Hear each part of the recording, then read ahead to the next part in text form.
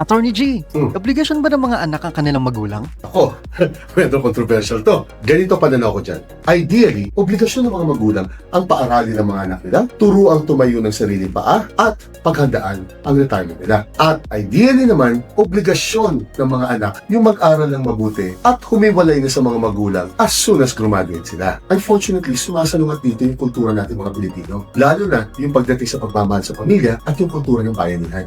Dahil kasi dito, naaabuso ang kabaitan ng mga magulang at kabaitan ng mga anak. Ang nangyayari kasi, dahil sa sobrang pagmamahal ng mga magulang, nagkakaroon sila ng mga anak na kahit 35 anyos na, nakatira pa rin sa bahay at humihingi pa rin ng allowance. At ganoon din, dahil sa kabaitan ng mga ibang anak, nagkakaroon tayo ng mga magulang na pakiramdam nila entitled sila sa kinikita ng mga anak nila. Kaya nga tawag sa atin, di ba, sandwich generation. Pagkita natin ng 40, mapapagitna tayo ng dalawang malaking obligasyon. Magkakalis na yung mga anak natin, and at the same time, tumatanda na at nagkakasakit na yung mga magulang natin.